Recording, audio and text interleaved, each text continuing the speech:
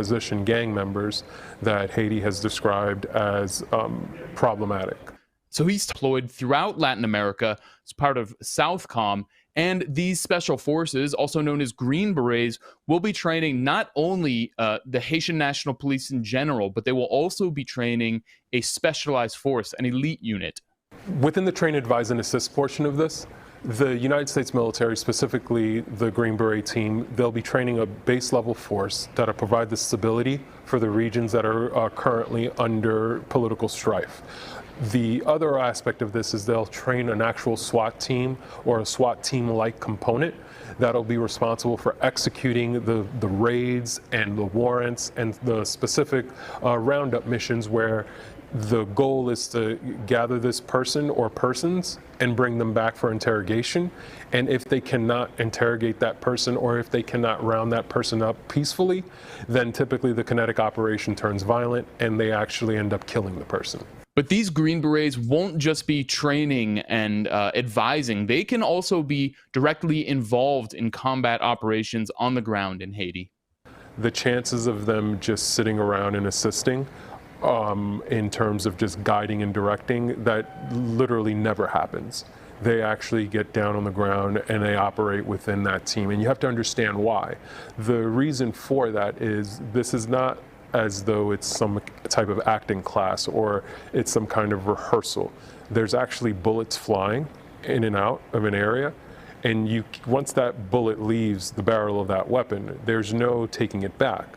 So if you're on the ground as a Green Beret, you're not going to risk staying in the car and possibly getting shot. You're actually getting down on the ground and you're guiding how the outcome of that mission is most likely going to be. Jean-Pierre Alfred also told me that there's quite a large number of these special forces on the ground and their command element, which is very significant. To send an entire command element into Haiti would mean that you send the entire team of possibly anywhere from 12 to 55 men on the ground. And that also is going to include psychological operations, which are responsible for the media apparatus and making sure that the messaging is done properly. It's going to also involve the entire intelligence component, which is they're soaking up all of the phone calls, they're providing surveillance. You have ISR, which is the actual UAVs and drones that would fly overhead also. And then you have aerial components, which are your actual potential naval fighter jets that they can call from any naval carrier group that would be within the Caribbean that could get to Haiti within the first 12 minutes. When you take a look at that and that entire force posture, for them to have sent an entire command element into Haiti is almost the equivalent of using a sledgehammer to kill a mosquito.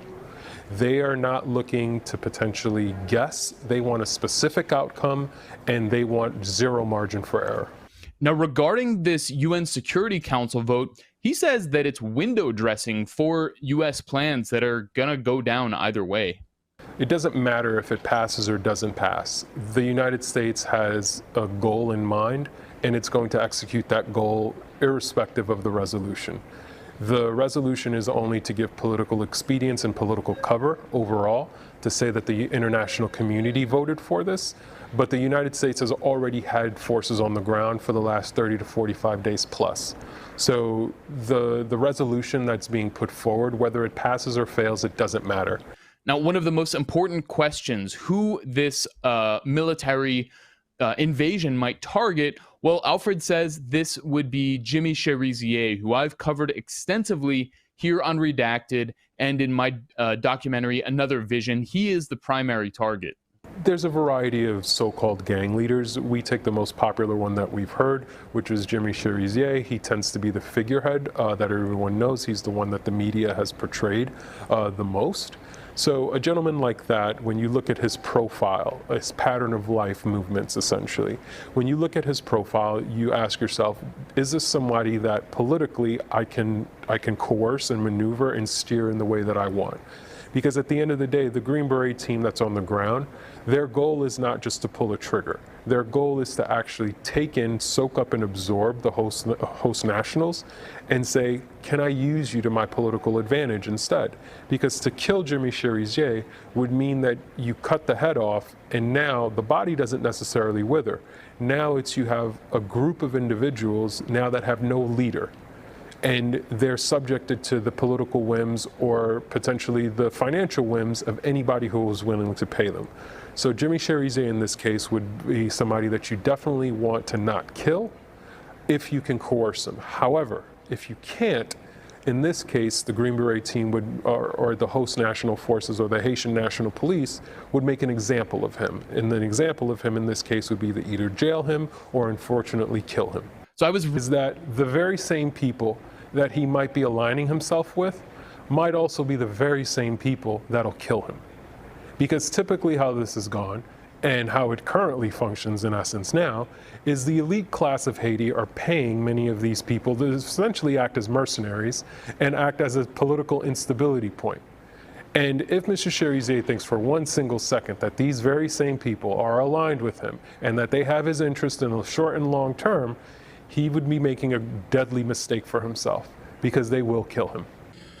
So, Dan, I find it interesting that he basically says this UN resolution is just cover. It's a cover story for what the United States wants to accomplish. I mean, bringing in the troops, the forces from Antigua and Barbuda and other Caribbean nations, not exactly a massive coalition, right?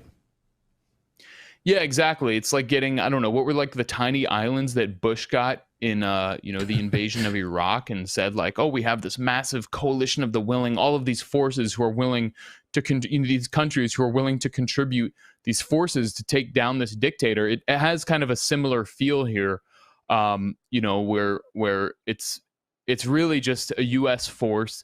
The U.S. has tried to get Canada to lead it. It tried to get Brazil.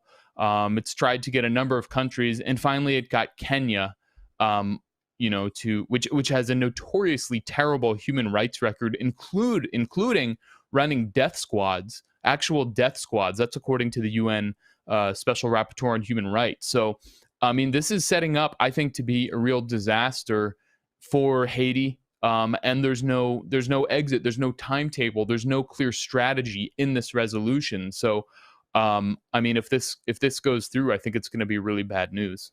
And I'll get you out of here on